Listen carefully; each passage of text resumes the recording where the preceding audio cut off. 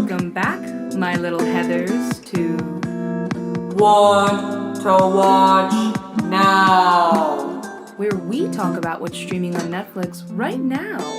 And in today's episode, by my very uncreative introduction, we are talking about Heathers. But before we do that, I just wanted to say that this podcast has a Twitter and an email. You can find it in the description below.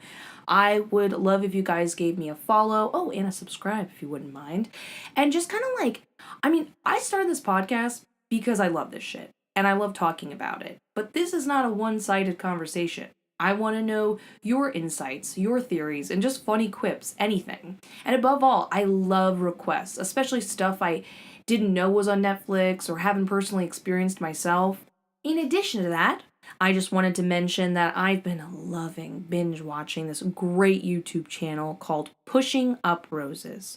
She focuses mostly on retro TV and retro video games. She has a special place in her heart for adventure point-and-click games, and honestly, she was so compelling and made me really see the love and the beauty behind all these pixels that I was compelled to go out and buy my own adventure click game through Thimbleweed, the Nintendo Switch game. So, I just finished that game yesterday, and it was unbelievable. I really, really, really, really loved the whole thing, beginning to end. What a great first experience. And I liked it so much, I'm thinking of doing a podcast episode on it. Speaking about future podcast episodes, because most video games, I love video games in general, but there's not much to say about them from a perspective of someone who likes to talk about theories and conspiracies and stuff like that, not just the pure schematics of the game. But most video games are pretty simple in their plot line. You know, you're trapped in a hospital, you're trying to leave, and there's ghosts, something like that. But this had so many layers, so many things going on, and honestly, by the end of it, I was still confused, and certain things weren't fully answered. So I think I'm going to do an episode soon, and we could all work together to fill in the blanks that are missing, at least for myself. And that's where the Twitter and email again comes in. Anyways, back to our regular scheduled programming with Heathers. Now, Heathers was directed by Michael Lehman, who recently just did Jessica Jones. So he has a great history with strong female ladies, especially edgy, snarky, but lovable ones. And it was written by Daniel Waters, who did Batman Returns. I mean, hello, Michelle Pfeiffer's Catwoman. I think I've said it all. Now, the best way, if I were to pitch, Heathers to you, it would be like if John Hughes and Beetlejuice had a baby movie. Movie baby? Baby movie. A BM in the PM. Well, anyways, totally got distracted for a second. So the reason why I say that is because John Hughes kind of does a great job hitting all of those mushy-gushy feelings that are often hard to describe when we're growing up. And honestly, I think no matter how old we get, are very relatable. It's less convoluted with any past experiences. These are the first experiences these kids are going through. But then at the same time, it has that kind of dark tone, surreal storytelling way that Beetlejuice has. And basically it revolves around Veronica Sawyer, played by Winona Ryder. And she's in this popular mean girl clique, the Heathers. Not unlike Recess's The Ashleys. But these girls, this is like a mini side thing about the girls. I lived for the fact that they weren't your cliche mean girls in the, just snipping on looks, and the way they spoke was very frank and not what you're used to, and honestly very real. I wish they would bring that back. Sometimes people force edginess. It often doesn't land, but it really lands here. Anyways, Veronica's in her group, but she's tired of her friends, and she ends up getting to know the new dark horse, the new boy who's moved into town, J.D., aka James Dean. And then kind of mayhem ensues as they start to murder most of her friends and eventually the school, and it ends in dynamite and cornnuts. Yeah, very Bonnie and Clyde and serial killers. It's amazing. I wish that this movie was a series. I know many people will be like, no, don't ruin a perfectly good thing. No, hear me out. Franchises aren't often well done, so I don't have high hopes for it being executed well, but let's live in our fictional pretty world where they are able to wonderfully keep the same tone and dialogue and cinematography and everything of the first movie, but every movie would have different characters. And it would be kind of like Scream, where there's the overall general plot line you're preparing yourself for, but it would be like American Horror Story, where there's just totally new scenarios going on. And the only thing that needs to be common in every movie is that they're teenagers, they're in school, there's different backgrounds of characters from different social groups, but whoever the killer is can be random. And it doesn't have to be like Scream where the killer is unknown. It could be like maybe we could have one where instead of the guy being a killer, it's the the girlfriend ends up being the killer. Or maybe a guy who starts killing and kills one or two people ends up meeting someone else who gets way more of a taste for it. I mean, I could see many different movies and scenarios, but because I love the way the humor is, the way everything's delivered, all the unique, quirky notes that just don't seem to, I don't see it in any other movie as much. I just would love that to be a continued idea. So, putting that out there, universe. Anyway, let's talk about James Dean specifically. Which, by the way, fun fact, did you know that Winona Ryder and Christian Slater actually dated in real life? Yeah. And he was the one that broke up with her, interestingly enough. Now, she says at the time when she dated him, which, by the way, she was like 15. It's really weird to think of the things she had to do at 15. I'm just putting that out there. But he was the love of her life, and she was heartbroken when he broke up with her. She was devastated when this happened. He broke up with her and she was sad. She eventually got over it, but she feels no ill feelings towards him. They were young. Now, Christian Slater, on the other hand, he broke up with her. He doesn't quite remember why, but he says at the end of the day, he regrets it. And that even as, I'm not trying to age shame anyone. It's been a couple decades. Even in their older age, he still pines for her and thinks that she was the love of his life, which is really interesting. I mean, you can for sure feel their chemistry during the movie. And they both have a very unique, intelligent way of expressing themselves, so it's very fun to watch. Now, James Dean. The first time, well, actually, I've seen this movie many times, it did not, click in my head that his name was James Dean. They always call him J.D. often enough, you get used to that. And then I was like, wait a minute, James Dean, is that, legal? And I say that rhetorically and as a joke, but, I mean, there's only one James Dean. Think about how insane that is. Imagine if you had a movie where one of the main characters' names, is Marilyn Monroe. But they never reference if Marilyn Monroe exists in this universe or if her mom named her after Marilyn Monroe or anything. Just, there's a girl and her name's Marilyn Monroe and we're not going to talk about it. That's the similar tone that you feel initially. But then it hit me. There's this amazing connection that was there all along. I'm sure the writer did it on purpose. But it only, hit me now. Okay. So James Dean is famous, the original James Dean, was famous for playing his iconic role in Rebel Without a Cause. Then the title itself says it all. It's a kid growing up, doing mischievous things, but none of these actions have a point. He's kind of existential and, again, not unlike a John Hughes movie or any teenage coming-of-age movie.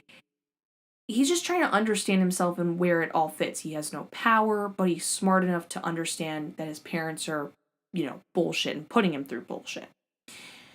I realized J.D. wasn't unlike the character in Rebel Without a Cause. I mean, instead of it being existentialism, it was nihilism and anarchy, but he too doesn't quite know why he's doing what he's doing. I mean, you could theorize, and this is for sure still valid, that he's a psychopath and he just has a taste for murder at a certain point. But he does seem like he's not fully lying to Veronica when he gives her reasons as to why he does stuff.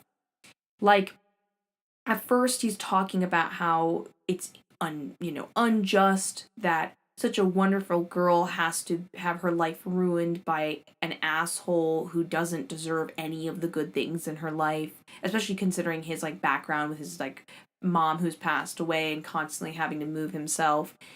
And then as time goes by and he's trying to fix the problem, again, it seems like he's trying to fix the problem with whoever's the new Heather.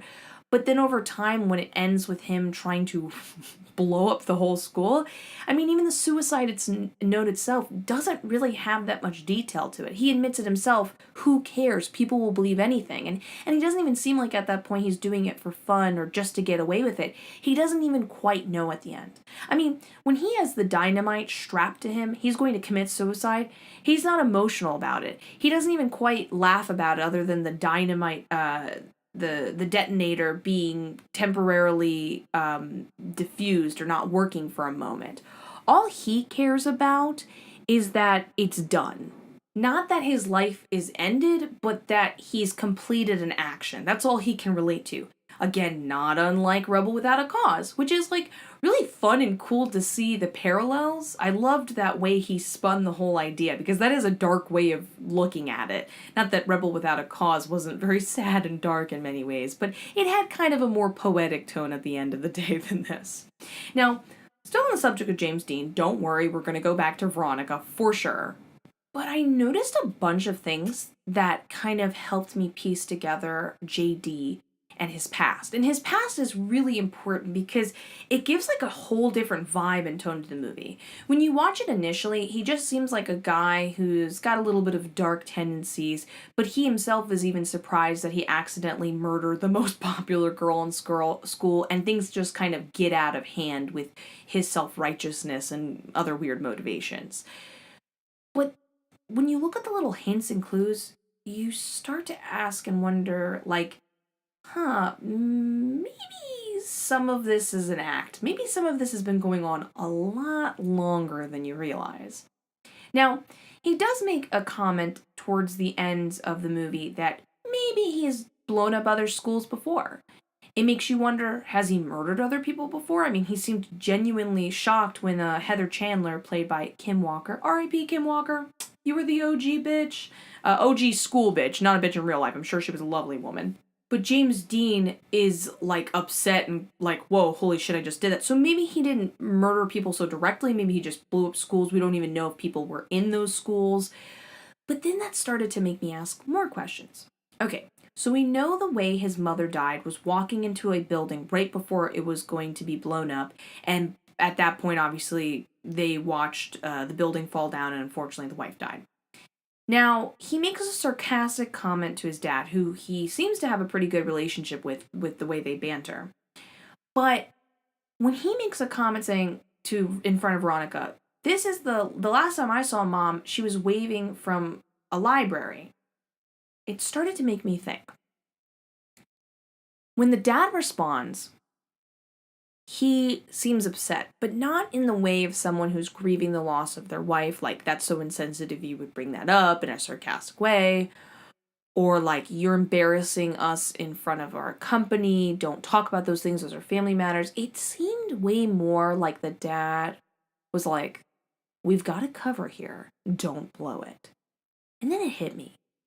Maybe they don't just move around a lot because the dad has work. To be honest with you, when you have like the unique job of blowing up buildings, you are actually able to work quite a lot within an hour or 2 hour driving limit from your location for a couple years. I'm certain. I don't know why you would need to constantly move once a year every 6 months.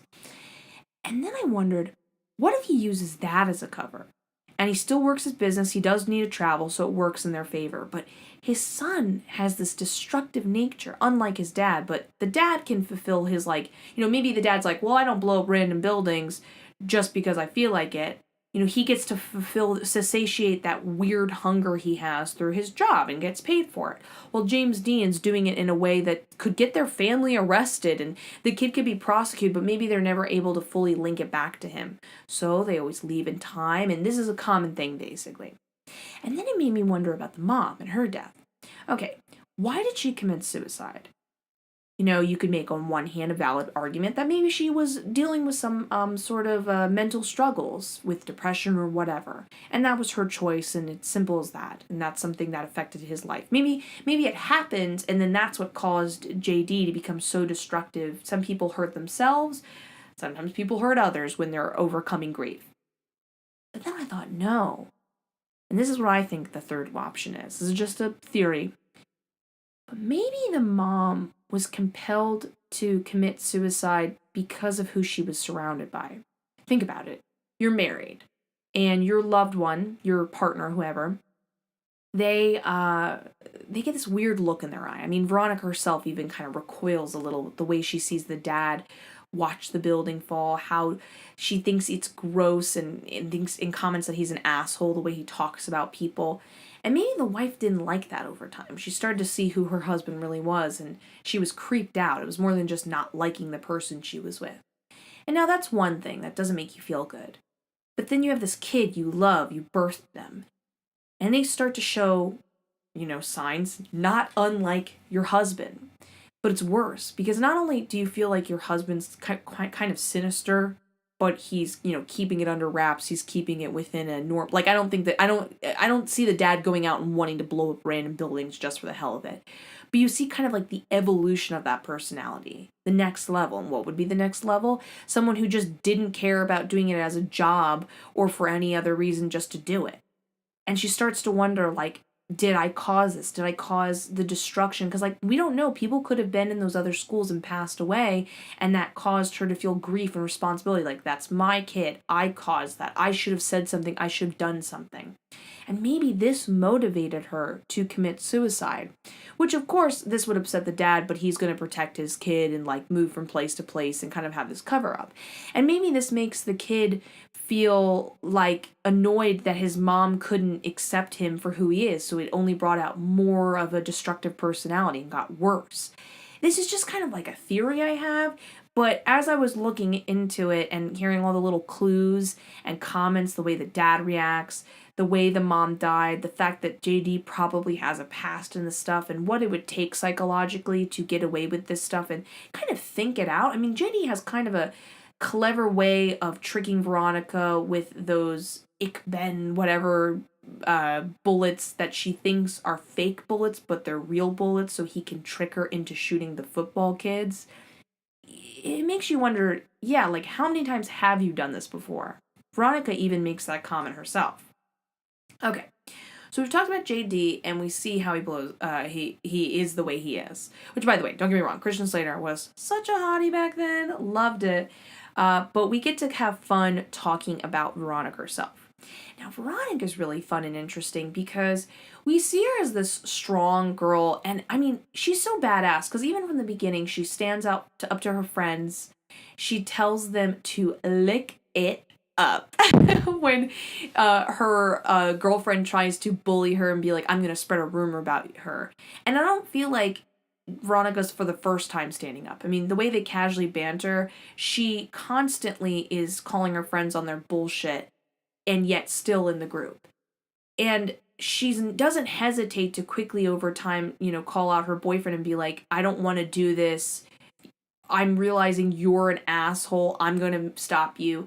But there's something kind of passive in her nature, which is kind of weird to think about. Because, again, like I just told you, she's quite a strong, commanding lady. How she would be the opposite of passive. But her passiveness is quite important. So, initially, she's passive in the way that she has to deal with her life. Like, she might tell her friends, come on, or that's gross, or stop it. But really, she doesn't do anything to stop. I mean, her friends talk her into writing a love note for someone who's unpopular to get made fun of by another popular dude. She could have done something about it. She doesn't. She makes a comment to JD. Oh, my friends are kind of like my work peers, and being popular is our job. but it's not your job. You can leave. You can go meet other people. I mean, we get a little hint of that when she makes an effort to go hang out with an old friend of hers that was really sweet. But even with JD, she sees that he's doing destructive things, talking her into this stuff. And she does question it a little bit, but I don't know. There's something about it where I feel like she could have told someone, taken more action. But then again, I get it. She's not going to tell anyone because of the whole police thing. I don't know. It's just a theory that I feel like her arc in the story, and the reason why I'm pointing out that she was passive, is that I feel like she goes from someone who is not taking ownership of her actions, unlike JD, who's fully, who's fully like, I did this, to someone who is the opposite. She holds JD at gunpoint in the school in the action-packed ending, and actively is trying to stop him, even though many times he hits her and tries to attack her. She tries to stop her one friend as soon as she realizes she's going to most likely commit suicide. She goes out of her way at the end to befriend the girl she had once, with the letter I mentioned before, made fun of, to see if they wanted to hang out. She goes out of her way to hang out with her friends. She starts to call out people even more and prevent them from being the new popular ones in town. The point is, I think there's something great about pointing out where she's come from and that it's not as obvious as you think. Oh, another passive thing I thought about, when even though she's dating James Dean, she goes with her friend on a double date who almost tries to, fucking molest her, and she just kind of does it for the friend. Even though it's like, honey, you can say something. You can say no. You can be clear. By the way, that moment is super amazing and iconic for several reasons. The girl trying to fight off the guy in the background, the one guy with the cow just falling over into the mud face first like an idiot, her all drenched in mud herself, climbing up a hill to see James Dean, who's got this beautiful moonlight behind him, and then when he angrily looks at her, has the one earring in his ear, and he sneers out smoke out of his nose like a bull. Oh, it's so good! I love this damn movie! Anyways, let's have fun talking about the ridiculous deaths for a moment. Oh my goodness. We got the first one, Heather Chandler. Heather Chandler has, of course, the most iconic death. I love the fact that, I don't know why I think of this, but I think of it often. There used to be a TV show with Mary-Kate and Ashley. I think it was called, Two of a Kind or something. I don't know. They would have been teenagers at this point, 16, 17. It was more of a hipper version of the shows they do. And there's this one episode where one of the characters becomes obsessed with the idea, one of the twins becomes obsessed with the idea of eating cute. She wants to be so cute for this guy, she will only eat cute food and eat it if it's cute food that can be classified as being eaten cutely. So she didn't want to eat brownies anymore because she got brownies stuck in her teeth, and he saw that and she was very embarrassed. So there's something that subconsciously, I think that weirdly gets into our brain a little bit, not from that particular show, but that is something we think about. You do not anticipate the stereotypical popular girl to want barbecue corn nuts. But I love, in the end, they go to basically get a loogie, kind of give a little revenge, gross, fake hangover thing to her. We get to see inside her house. I love what a bitch she is. She throws her red bow to the side when challenged to drink it. But unfortunately, Veronica isn't aware that she has accidentally, when making out with her boyfriend, taken the other cup that JD made. Now, this is little insight that JD is a little too casual and okay with murder. When he pulls in the bathtub, the water blue liquid, the stuff you clear drain cleaner, and he insinuates, maybe we should get her to drink it. So Veronica, without meaning to, gives it to Heather. She grabs her throat, chokes, says corn nuts, and falls forward on a glass coffee table. I mean, it could be painted. It's so iconic looking and hilarious just watching her say corn nuts. that ends up leading to kind of the weird popularity around dying, which I think is so interesting.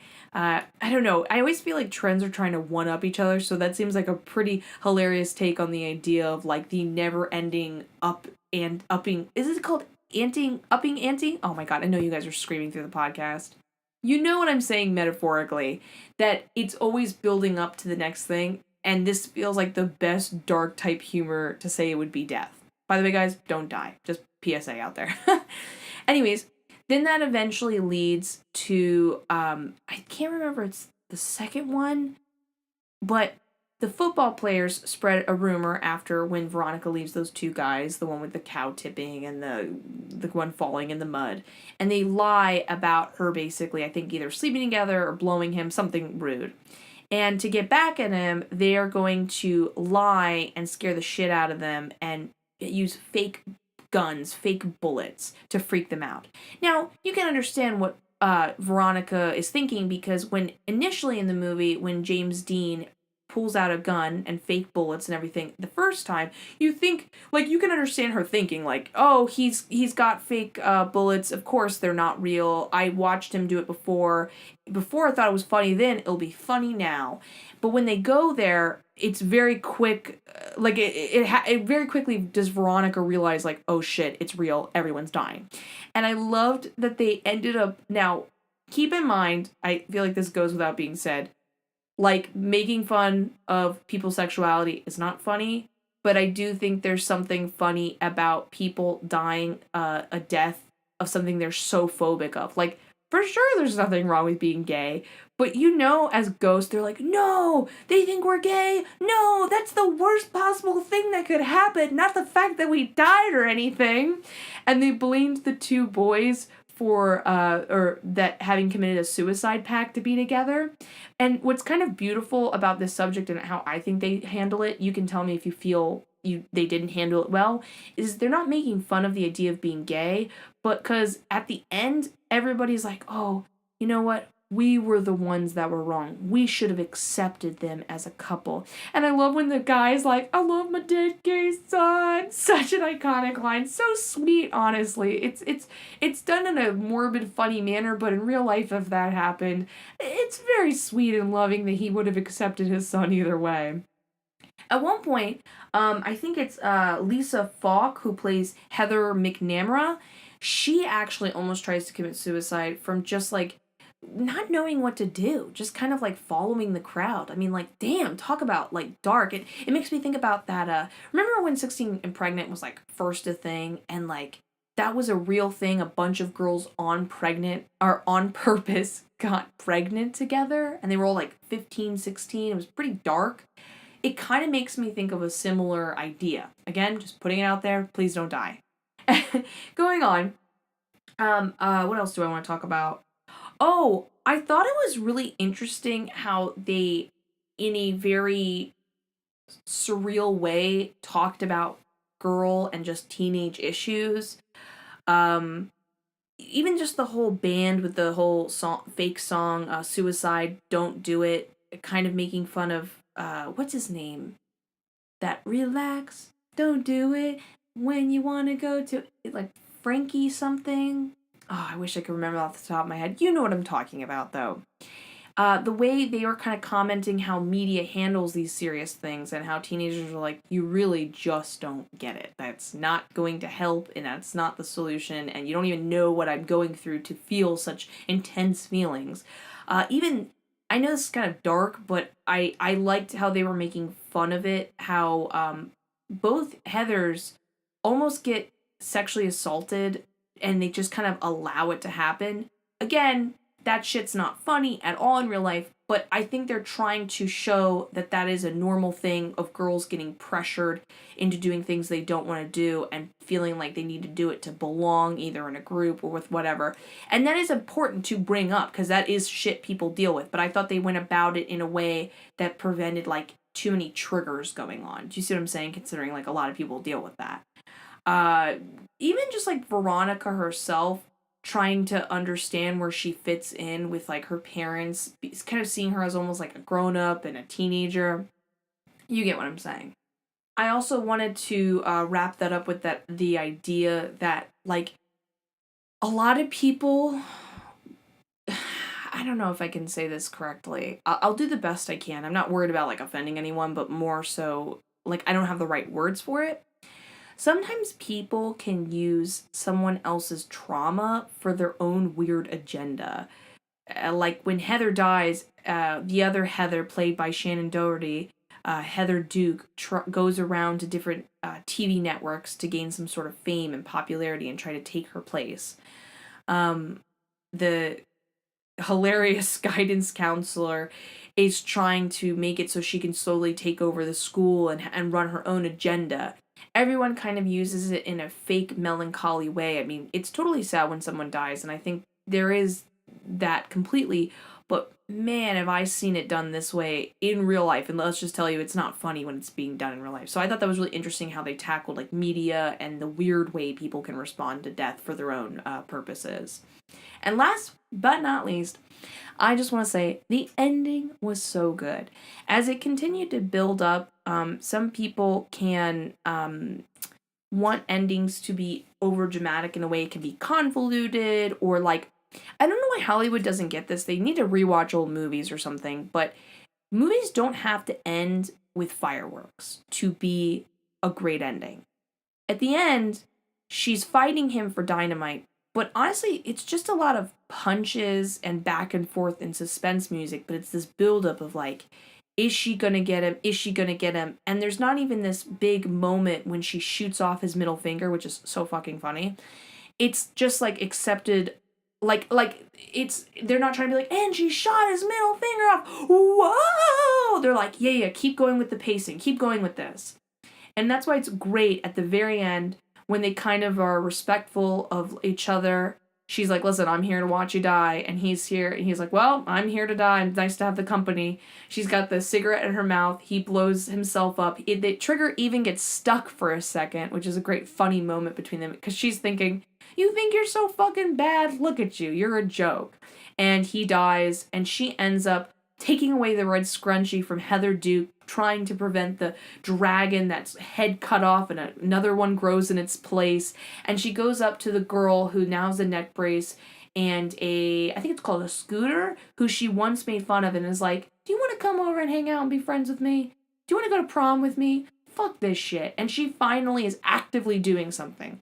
She's learned a lesson. She's gotten rid of, like, God knows, probably an intense serial killer for all we know. And honestly, it's a beautiful, sweet ending with still a great dark tone. I can't pitch this movie or recommend it enough is what I want to say.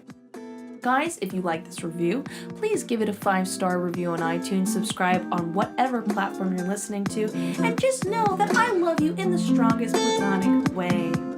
See you in the next episode. Bye!